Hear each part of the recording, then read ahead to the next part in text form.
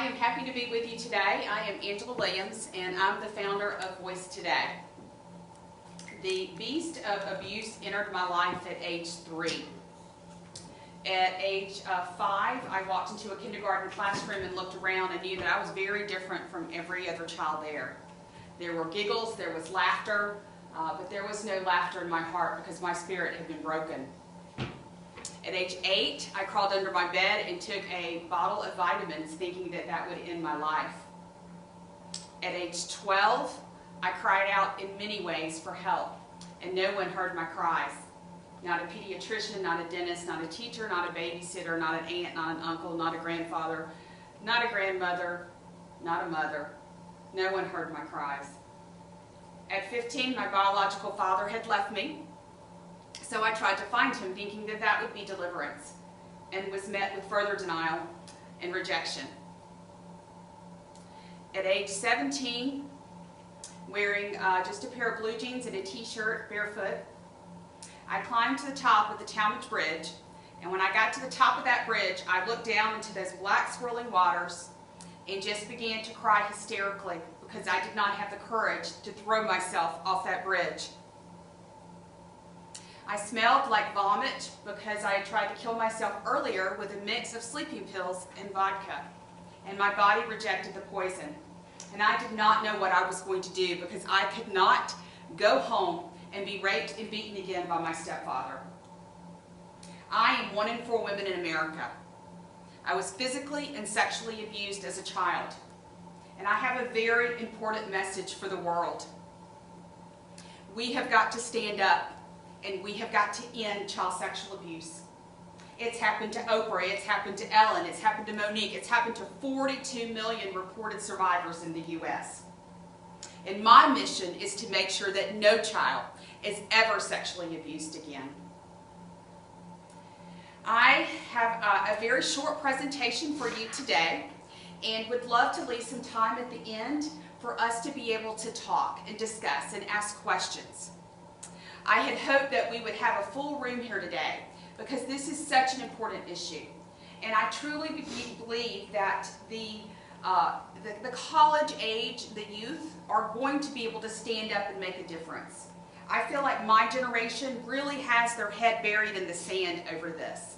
We, as adults, find it very difficult to think about. I'm sure you're sitting there, it's very difficult to hear my story and to hear that the children are sexually abused. You saw the statistics, 1 in 4 and 1 in 6. So as the founder of Voice Today, our mission is to break the silence and the cycle of child sexual abuse through healing resources. And here's just a very short, I think I may skip that since we just saw a video. So this is a little bio. I speak all over the country and have been international. I have written several books on the topic. I have my personal story from Sorrows to Sapphires here today. I wrote From Sorrows to Sapphires to really give people a look into what the child suffers, and the biggest question is why children don't tell.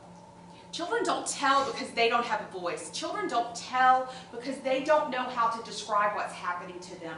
Children don't tell because they're often threatened and they're groomed and they're ashamed. Children don't tell because we don't ask.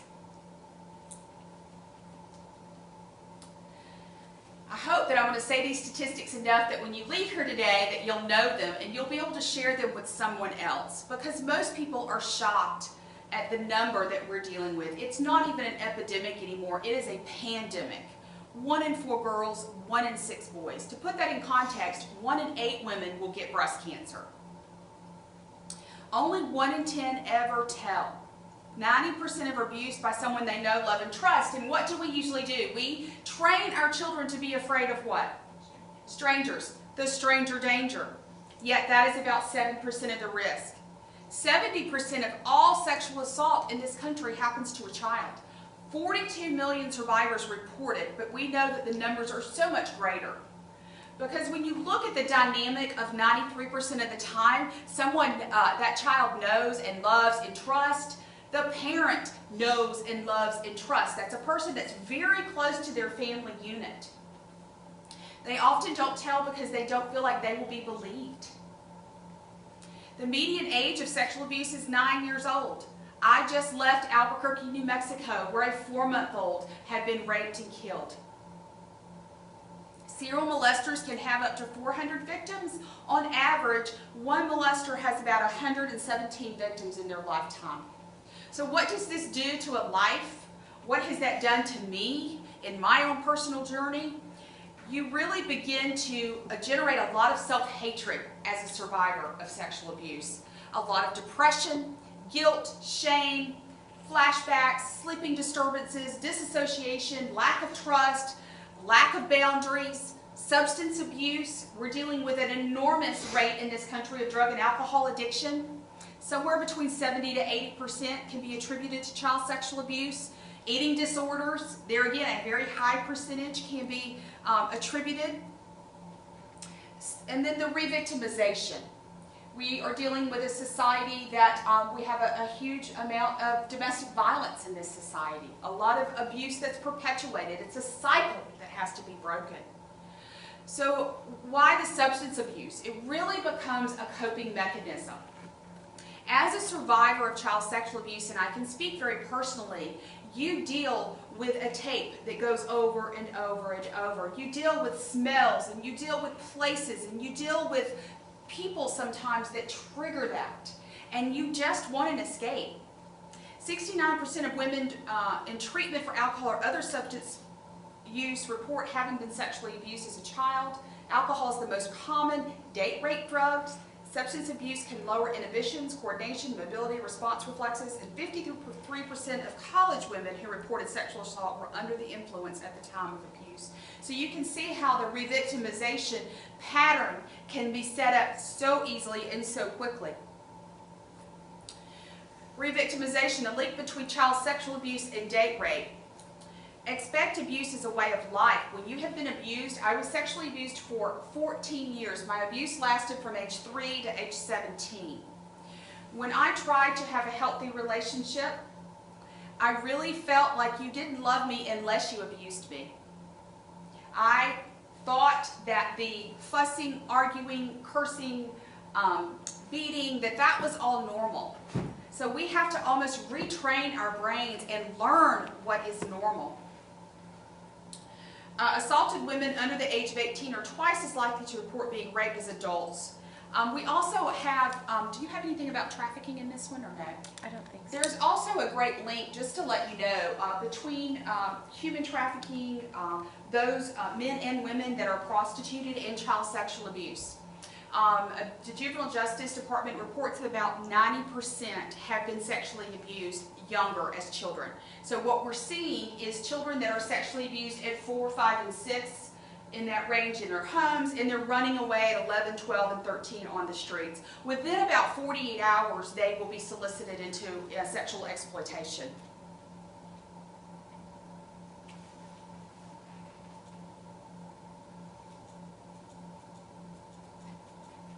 That's not going to work, so we'll just keep going.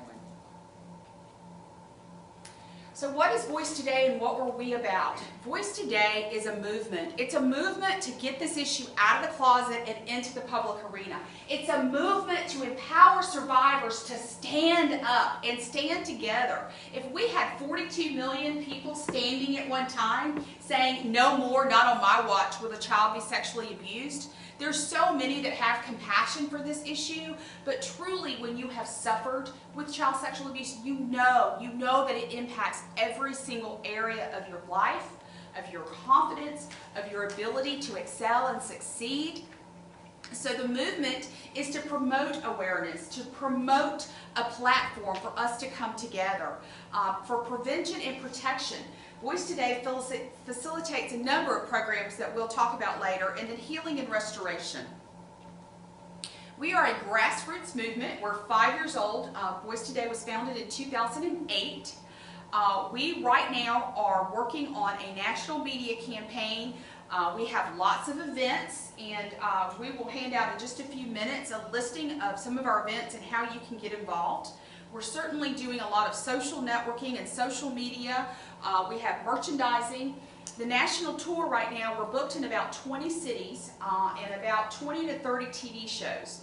And my hopes on those TV shows is that we begin to educate our society on the prevalence, because every child is at risk.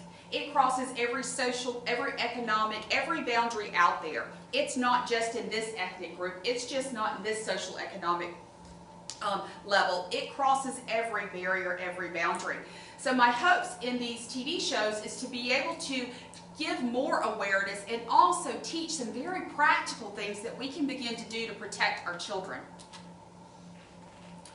Voice Today is working proactively and has developed about 6 different programs. We are excited to come into colleges and teach these programs. We're excited to come into communities. No group is too small, no group is too large. Some of the interactive workshops that we teach is Tough Talk to Tender Hearts, The Grooming Mystery, Single Parenting. We are trained facilitators with Stewards of Children, which is a Darkness to Light program. We have Internet Safety 101. We also are developing children's programs and children's books so we can teach them about personal power and personal boundaries, which is such an important lesson to teach them. These are 3 of our books. These can be found on our website at voicetoday.org. Our programs and our books are designed for group study, but also can be used in independent study. I feel like we need to begin to have a community conversation about this issue. So that's why we encourage our programs to be done in a group atmosphere. Issues, trust issues, shame issues. And we really need to give a survivor the room to heal from this trauma. So April is coming up. April is nationally recognized as Child Abuse Awareness Month. Voice Today is introducing White Out Child Sexual Abuse Day, and we are asking everyone to wear white on April 30th. To wear white to honor the innocence of a child, to wear white to mourn the innocence that's been lost. What a wonderful opportunity that we have to embrace a survivor. 1 in 4 and 1 in 6, everybody knows a survivor. They may not have told you that they have suffered as a child with sexual abuse. But this act will give them the comfort, will give them the courage to stand up and say, that happened to me, and give you the opportunity to put your arms around them and say, I am so sorry that happened to you. But together, we can make sure that it's not going to happen to the next generation of children. So this is, again, a wonderful opportunity for you to get involved with Voice Today. And when I finish speaking, we'll just let you guys come up here and take the information that you need. We hope that you will join us on Facebook and LinkedIn and Twitter. And it's a wonderful way for this to go viral. I am working really, really hard to get to the Today Show on April 30th so that we can begin to get some more momentum around this. There are other ways that you can get involved with Voice Today. Volunteer, donate, become a part of history. This really is history making. It is time. It is the last taboo. It is the last horizon. It is time that we stand up with courage and we begin to protect our children. There is a lot of work to do, folks. There is a lot of work to do in our legal system, in our legislature, in our schools, in our youth serving organizations, on our college campuses. Would it not be wonderful if we can begin, for those who have suffered from child sexual abuse, that they can begin to heal earlier and earlier so they don't go down a path of drug and alcohol addiction or go down a path of relational struggles and divorce and self-destructive behaviors. Would it not be a beautiful place to have open arms for a survivor of sexual abuse, to have more compassion and more understanding in our society and in our communities? And that is my prayer and that is my hope.